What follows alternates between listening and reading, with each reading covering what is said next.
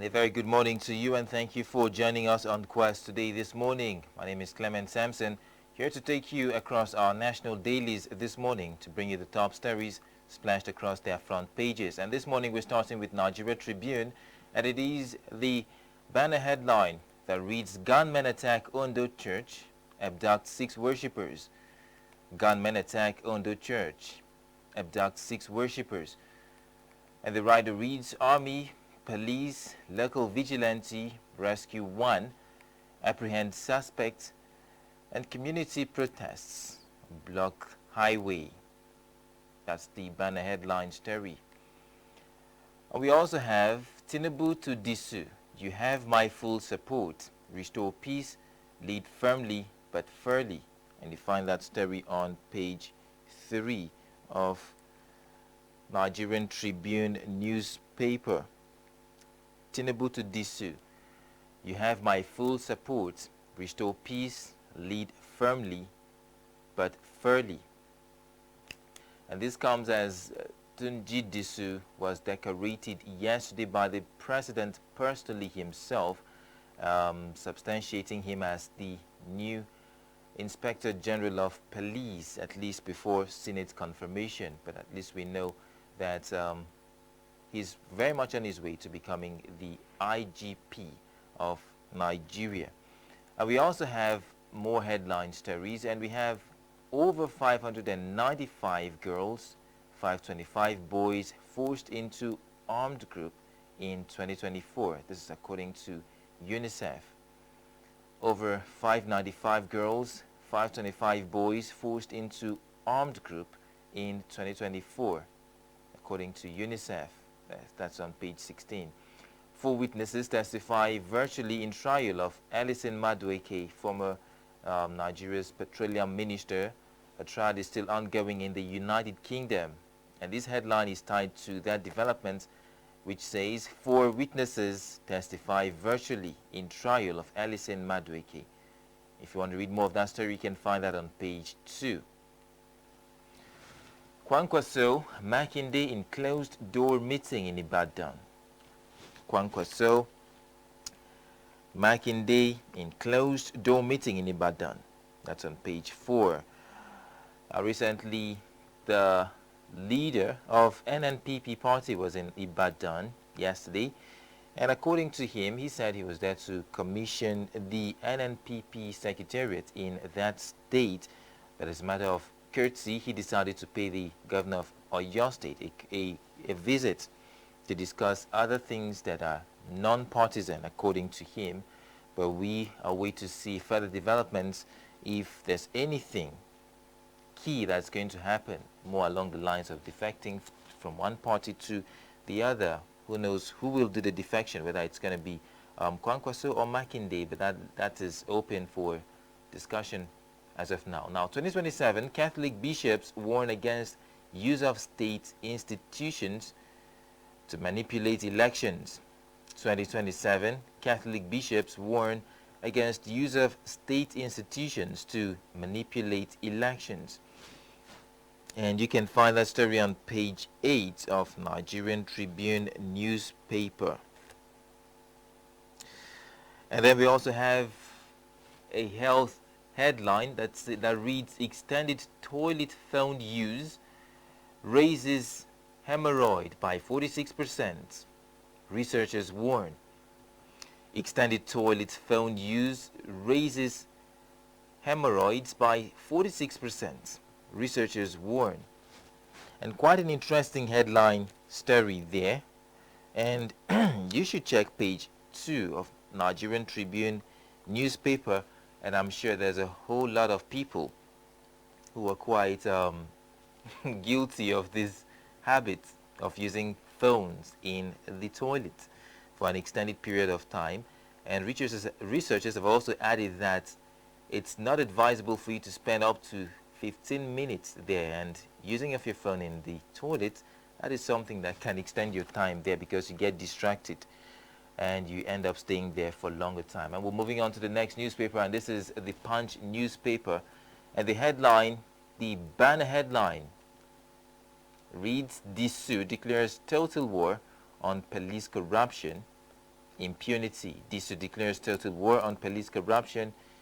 Impunity. The riders, Tinubu decorates acting IG, demands new NPF. Nigerians are my bosses, Disu pledges. And time's up for lawless, dirty officers, says new IGP. Now, Labour issues Friday ultimatum to federal government on wage arrears. Labour issues Friday ultimatum to federal government on wage arrears, and you can find that story on. Well, I actually can't see that page. Well, that's just the headline, though. Now, Lautech mourns as 6 nursing students die in road crash. Lautech mourns as 6 students die in road crash. That's quite a sad development there. Now, moving on to 2027, Kwankwaso, Makinde hold closed-door meeting. We found that story on the Nigerian Tribune. And also, Tinubu to Senate, amend constitution for state police now. Tinubu to Senate, amend constitution for state police now. Page 2 of the Punch newspaper. Now, recapitalization, 13 banks raised to meet March 31st deadline.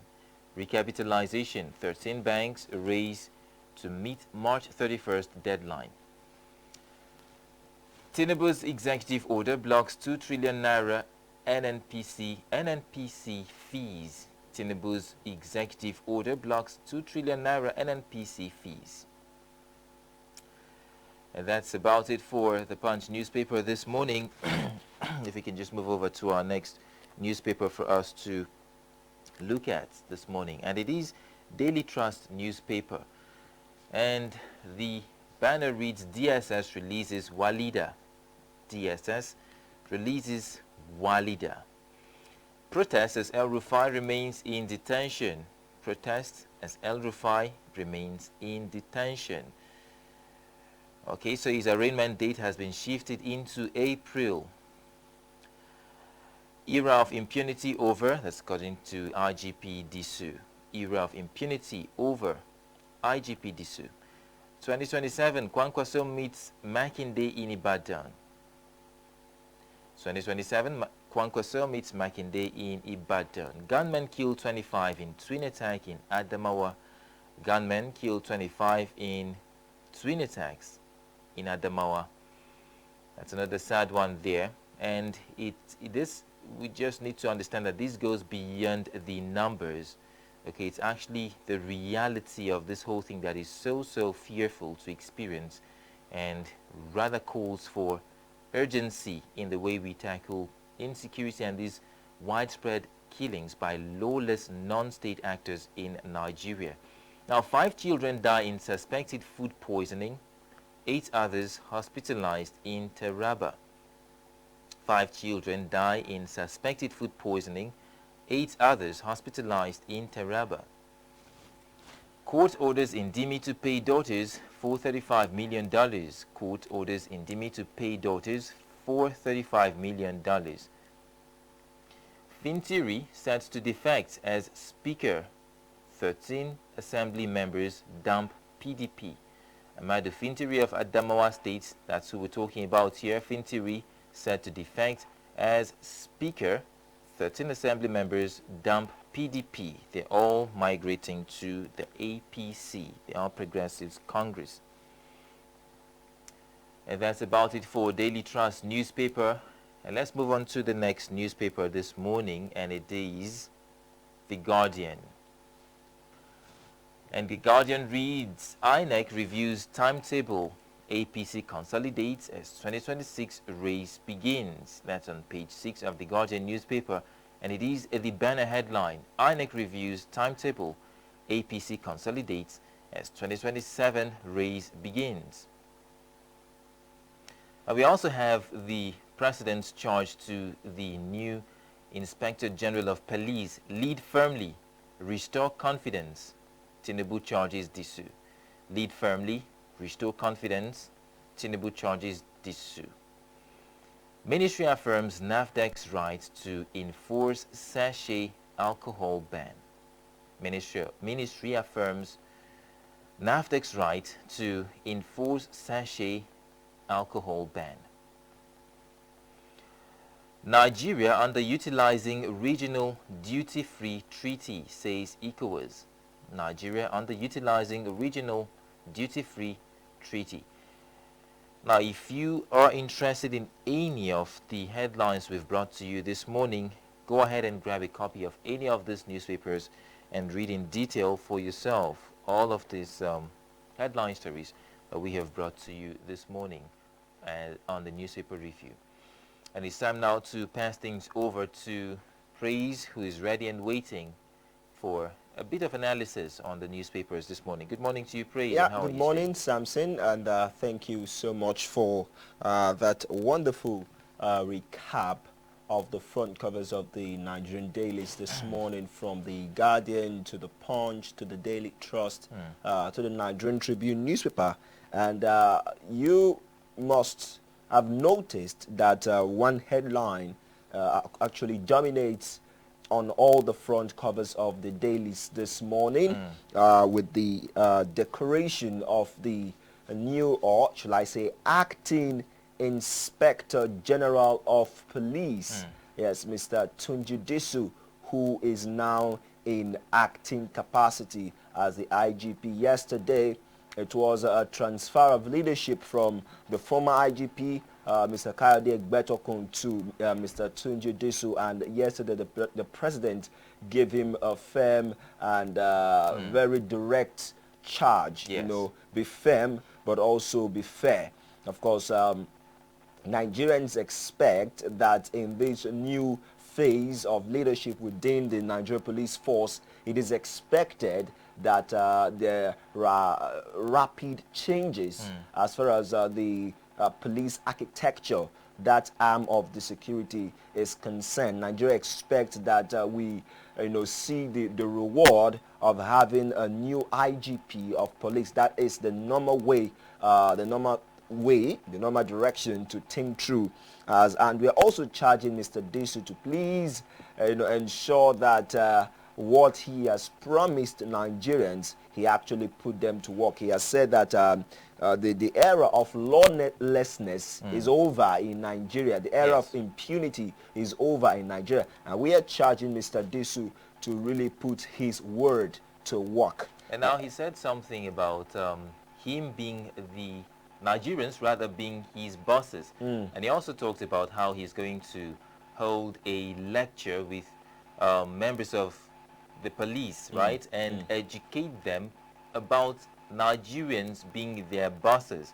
Now, this is real. This is something that needs to be drummed into the minds of our Nigerian police. So when I heard him talk about that yesterday, it made sense to me, and I felt like that would be very, very necessary to re-educate our police so that they treat Nigerians, and not just Nigerians, but even foreigners in our country with more respect. And yes, understand that these are people that they are supposed to serve and not to intimidate. Well, I am not over the moon as far as anyone coming into public office, as far as their statements are concerned. When you come into a political office or any leadership office or public office in Nigeria, it is normal for you to make lofty promises, right? Make promises, say things that will get the people inspired, that will make the people believe, have faith, have hope that, oh, this is a new dawn.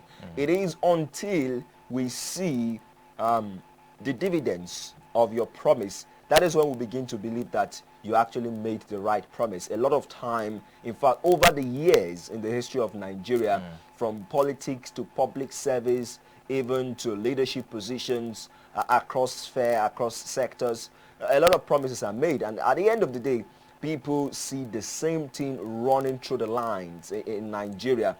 My charge to Mr. Tunji Disu is the fact that he understands the precarious situation Nigeria is currently as far as security is concerned, and that he hold that position with so much respect, so much awe and honor, that he is serving the Nigerian people. You don't need to come out and tell us that the Nigerians are your bosses. I'm sorry to say, that's just a paper talk. It's just for it to appear before before the headlines. Yeah. You know, we He's will know he's that you just are basking in the euphoria of the moment. Exactly. We will know that you are our boss when we see you working. When we see you, when we see the police force stop using tear gas on Nigerians who come out for peaceful protest. But let's spare Mr. Tunji, some criticism early. I know. Other headlines you can grab on the front cover of the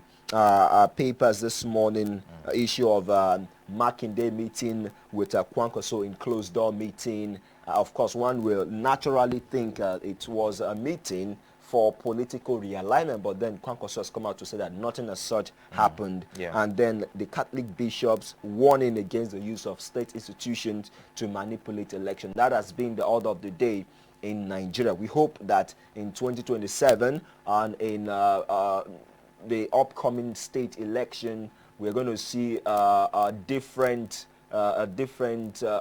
direction as far as our institutions are concerned in Nigeria. You can grab a copy of these dailies and get yourself acquainted with some of the most talked about stories in Nigeria. Thank you very much once again, Samson. Up next this morning is the big story. And of course, in the course of our conversation in the big story this morning, we're taking a look at the recent appointment of Mr. Tunji Disu and what Nigerians must expect, as well as the altercation between women and the Minister of Works, Minister David Umahi. And all of these, as well as what's trend this morning, coming your way on our quest today. Stay with us. We'll be right back after this break.